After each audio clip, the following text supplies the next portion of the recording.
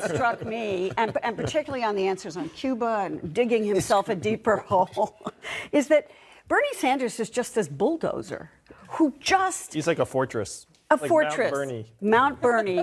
Just you keep going at him, and you can ask him, and he will never change his position.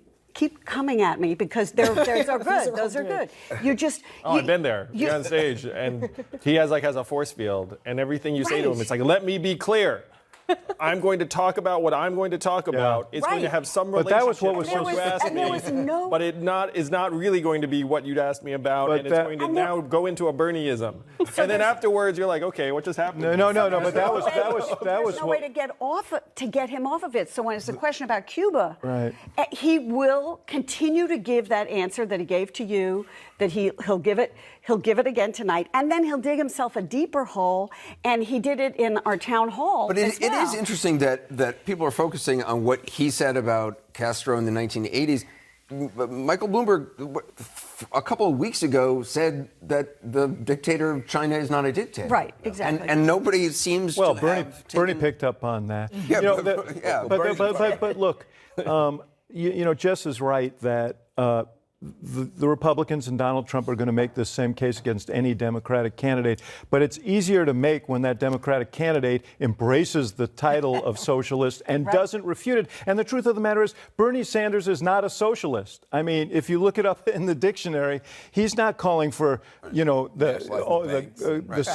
society to own the means of production and all of that stuff. And why he is so reluctant to make that point, and he is like a fortress, Andrew, but not on that question tonight. No, on that question tonight, he looked unmoored. And while it shouldn't necessarily be the most important question, they will make it the most important question until he makes it a less important question by straightening the whole thing out. The flip side of that is he's also a guy who deeply believes in things. He speaks aspirationally. His clothes tonight reflected that when he talked about what he thinks America should be and the goals we should set ourselves to that speak to the lives of everyday people. And anyone who underestimates the power of that is missing something. That's the joke, okay? This time he just made a bunch of corny jokes. So I think that had he blown himself up... Progress. Had he blown himself up as badly this week? Bloomberg's argument is essentially the opposite. It's like, I've got infinite bankroll to fund ads in Super Tuesday and throughout the entire primaries and against Donald Trump. Whatever the Republicans marshal as resources, I can outspend. The big missing piece to me is why Bloomberg would not just take all of these resources and put them towards a candidate that he believed in. It reminds me of like a movie director who casts himself. You know what I mean? It's like, I can't find anyone who's going to be better in this role than me. And I looked in the mirror and I said, so that's like a very big question in my mind. But the argument he has is going to stick with us this entire primary season as long as he stays in the race. I thought today was a much better debate for Mike. And I actually have to say the improvement from less than a week ago to today was significant. Like, he went from being, looking like he didn't belong to at least seeming like he fit in.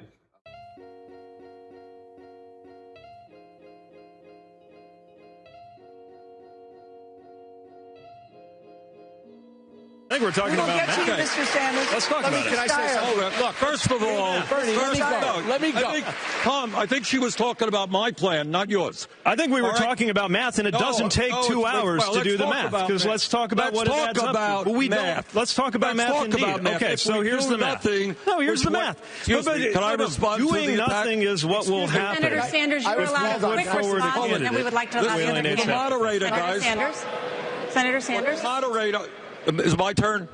Well, what I can say is that multiple campaigns have reached out, and it's flattering to be considered for a VP role or any role in someone's campaign. I made clear to every other candidate that I ran on a set of issues: automation of jobs, an evolving economy that we need to humanize, and a dividend of $1,000 a month for every American. And I said that if a candidate were to make a significant commitment in those directions, then I'd be much more enthusiastic about considering an endorsement. So you didn't really indicate yes or no to anybody on anything other than these are the issues I care about. I would like to see those issues? Well, I've publicly said a couple of things. Number one, I will support whoever the nominee is. And number two, I am very enthusiastic about having the democratic process play out and to decide who the nominee is. But also, if someone decides to support the ideas that were central to my campaign, that would go a long way towards making me consider an endorsement. All right. Andrew's going to stay here. Van Jones is here as well. Gloria Borger as well. New reporting in the Times, Van, that I want to ask you about. The Democratic Party officials appear ready, essentially, to risk intra-party damage. Hiroshima, Ajita, I don't know what you would call it, to stop Bernie Sanders getting the nomination. Super delegates coming in. How serious is this? Well, look, I mean, it's hard to know. Most of these people are not being quoted on the record, but they're also saying that, look, these are the rules, and it's rules that Sanders wanted and wrote. Yeah, sure. Well, listen, here's the deal. There's the rules and there's the norms. The rules are that on the first ballot, if you don't get the majority, there's something called the second ballot. In the second ballot, other people get a chance to vote. But what has usually happened is, if you're close, Hillary was close in 2016, and then Bernie gave her the delegates to get her across the finish line. You didn't go into a brokered convention. I think Obama was in a similar situation, and Hillary helped him. So the norms are that if you're close, then everybody gets you across the finish line. What's going to be interesting is, yes, Bernie did agree to these new rules, but there's a new set of norms that may show up that make this convention very, very interesting.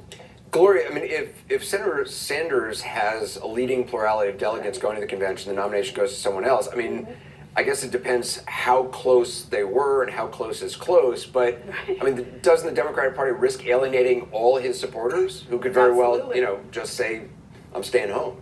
Absolutely. And of course, a lot of this then would depend on how the candidate behaves.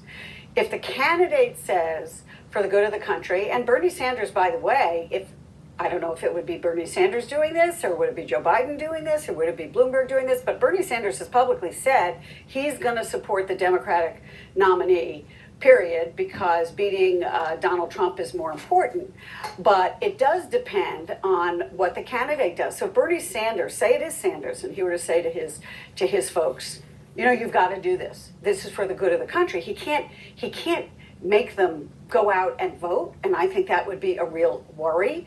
But he could make a convention a little calmer. But if it does go to a contested convention, I'm with Van. There's no way to avoid what could be a very, very ugly situation that could be ultimately damaging in the fall. Andrew, if Vice President Biden wins in South Carolina, comes in first, how big a help is that for him for Super Tuesday? And conversely, if he doesn't win, how bad does that hurt him? If Joe did not win South Carolina, it would be devastating to his campaign. He would still stay in for Super Tuesday, I would assume. Yeah, it's only 3 days away, but it would be devastating. But I know Joe's very, very confident, and every indication is that he is going to win South Carolina. The two factors are, what's his margin of victory if he does win? And number two, how much press coverage and momentum does that give him heading into Super Tuesday 3 days later? I would expect that he does win. I think he wins significantly, and I think it does give him a burst of momentum heading into the 14 states on Tuesday. Van, it certainly gives him something to argue, which is, the most diverse race so far.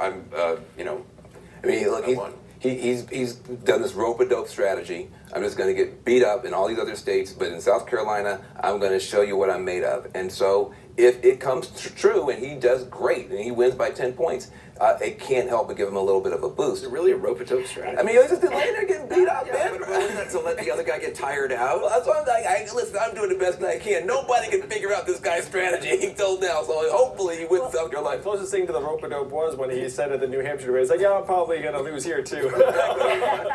Anderson, I was talking to somebody who's very close to the campaign and involved in the campaign, who said to me, here is their strategy, which is they have to win big in South Carolina, and that means double digits. So it depends on how everybody ends up defining big. But then going into Super Tuesday, they have to come in second overall, because what they want to do is do better than Bloomberg, and they want to be the alternative to Bernie Sanders.